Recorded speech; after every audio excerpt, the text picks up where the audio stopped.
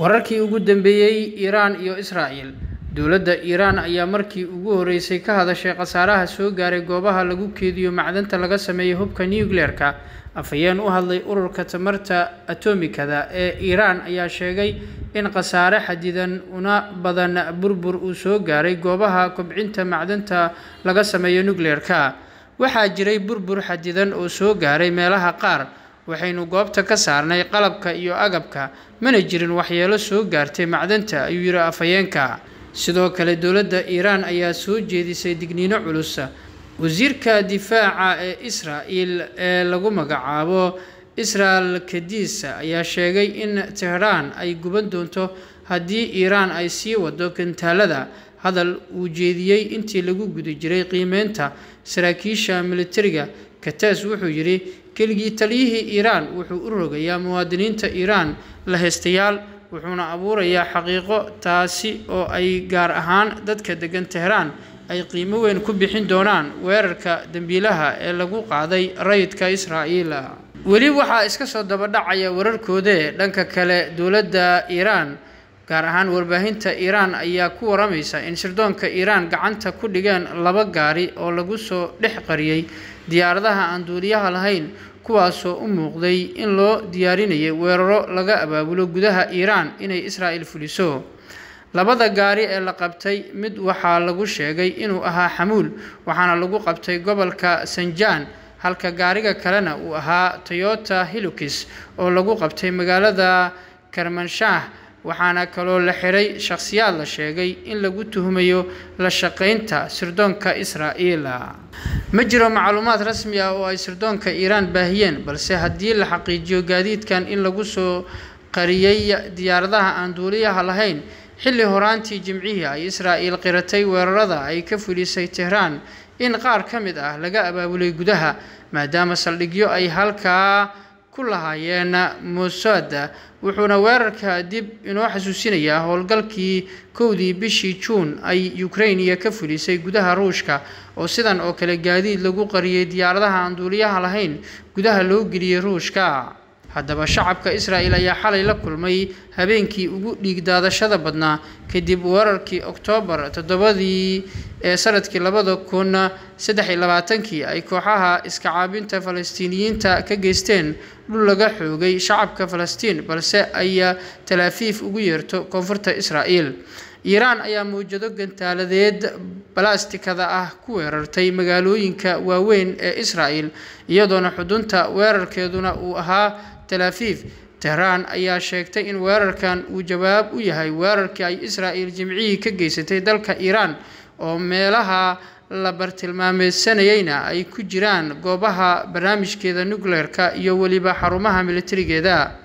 adeega gurmadka degdega Israa'iil ee Magen David Adom oo loo soo gaabiyo MDA ayaa sheegay in 2 qof ay dhinteen, 77 kalena ay ku dhaawacmeen weerarka ballaaran ee Iran, sida uu daabacay wargeyska Jerusalem Post oo ka mid ah wargeysyada ugu afka dheer ee Israa'iil. inkastoo warbaahinta caalamka ay isla dhex marayaan Israa'iil in ay inta badan jabkeeda iyo geerideeda ay qariso, hase yeeshee raadadka iyo guryaha burburay ay muujinayaan in Israa'iil ay ku dhacday jug culus. Iran ma ka guuleysan doontaa dagaalka Israa'iil iyo reer galbeedka?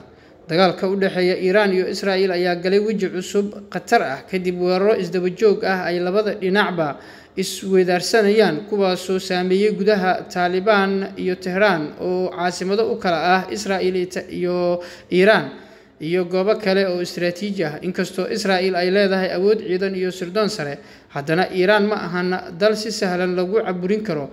waxay leedahay xulafo hubeysan, juqraafi muhiim ah, awood weerarada dhinaca internetka ah iyo dhaqaale, taasoo keeni karta in dagaalka uu yeesho wajiyo kala duwan.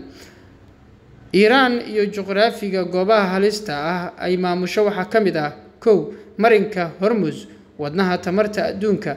Iran waxay gacanta ku haysaa marinka Hormuz, halkaasoo ku dhawaad 30% saliidda adduunka ay marto. haddii Iran ay go'doomiso marinkaasi, qiimaha shidaalka ayaa kor u kici kara si xad dhaaf ah. dhaqaalaha reer galbeedka Yurub iyo Mareykanka wuxuu geli karaa jahwareer. Israa'iil si toos uma ilaalin karto marinkan taasoo Iiraan siinaysa awood istiraatiiji ah. 2.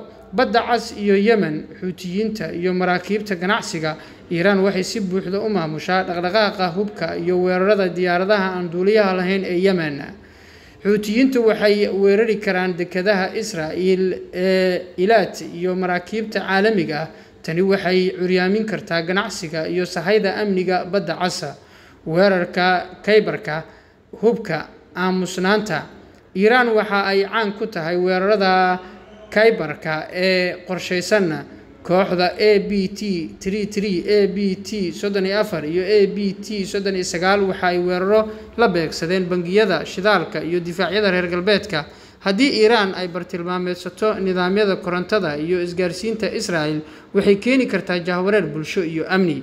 Reer galbeedka weli si buuxda isagama difaaci karaan weerarada Khaybarka, taasoo Iiraan siinaysa fursad ay ku daciifiso nidaamyada caalamiga ahi. Dhaqaale ahaan, Iiraan ayaa awood u leh in ay suuqyada caalamka marxalad burbur ah geliso. Inkasta oo cunaqabatayn lagu hayo, haddana Iiraan waxa ay dhaqaale ahaan saameyn kartaa qiimaha shidaalka, waxaana dhici kara isbeddel weyn haddii ay taageero ka hesho Ruushka, Shiinaha iyo Venezuela, markaa oo cadaadis dhab ah ay wajihi karaan reer galbeedka taageera Israa'iiliyiinta. Iiraan waxay kaloo ay ku qasban tahay dalal badan oo aan dhinacna la safan in ay isxakameeyaan si aysan u limin sahayda tamarta. Haddii Iiraan ay go'aansato inay beegsato maraakiibta shidaalka ee Badda Cas amaba Badda Carabta, waxaa dhici karta kor u kaca qiimaha saliidda oo dhalin karta kacdoon gudaha Mareykanka, Faransiiska iyo Jarmalka. Waxaa kaloo markaa burbur la kulmaya suuqyada saamiyada iyo sarifka saliidda.